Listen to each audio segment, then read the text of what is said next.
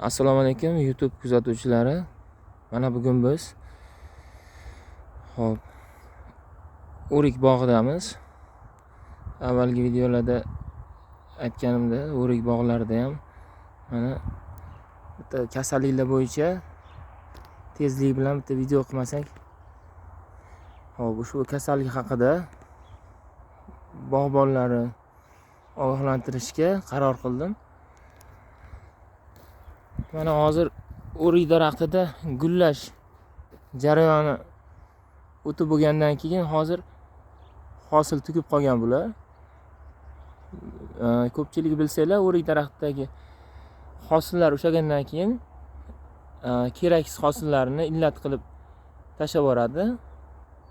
Qolgan o'sha daraxt kuchi yetadigan darajadagisini daraxt o'zini immunitetiga yarasha, kuchiga, quvvatiga yarasha hosillarni olib qoladi. Mana yaqinroqdan ko'rsatishga harakat qilaman.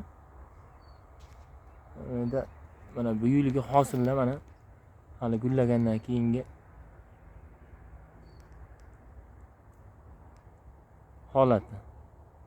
Endi hozir bu yerda bitta kasallikka ko'zimiz tushib qoldi. Hamma o'sha yon atrofimizdagi o'rikzori bor bog'bonlar hamma birgalikda teppa-teng kurash olib boryapmiz kasallikka qarshi. Chunki hozir bu bog'dagi kasalliklarga biz bir o'zimiz kurashganimiz bilan yon atrofimizdagi bog'bonlarimiz ham kurashilmasa, kasallik bitta bog'dan ikkinchisiga o'tish holati. Ya'ni bu bog'dagi kasallik qarshi kurashilgandan keyin hasharotlar uchishi, qochishi, boshqa bog'larga o'tib ketishi kuzatilishi mumkin. Bu yerda hozir kuzatilayotgan kasallik mana gullab tugish davomidagi 2-3 kunlik yomg'ir natijasida o'rik daraxtiga mana barglarida mana shunday qizil dog'chalar, teshikchalar paydo bo'lishni boshladi. Mana buni ko'rsatamiz sizlarga.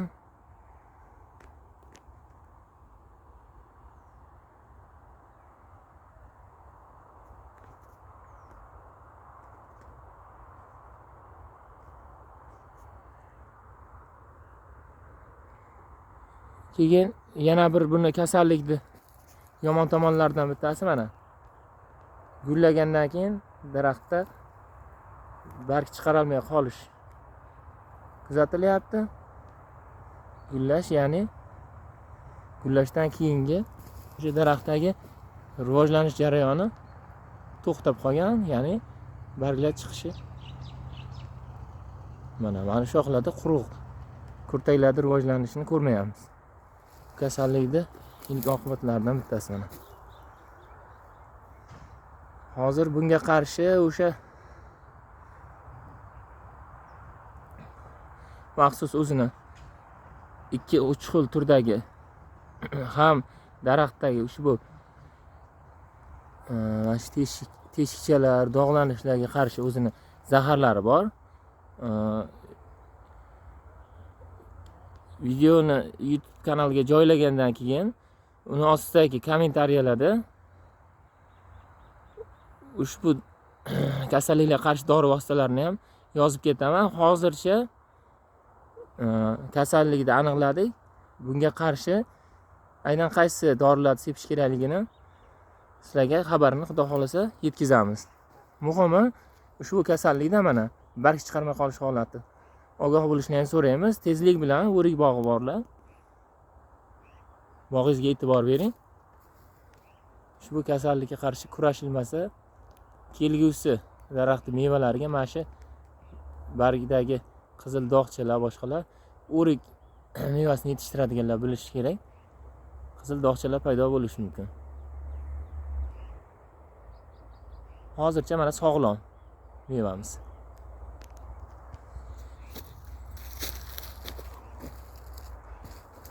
Mana kasalliklar hozircha o'rik daraxtimizning barglarida.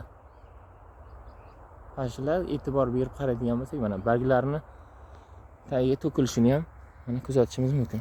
Mana o'sha daraxtdagi kasallik tufayli yangi chiqarayotgan kurtaklarimiz mana yerga to'kilgan. E'tiborlaringiz uchun rahmat. Keyingi videolarda yana bunga qarshi sepiladigan dorilar haqida ma'lumot beramiz.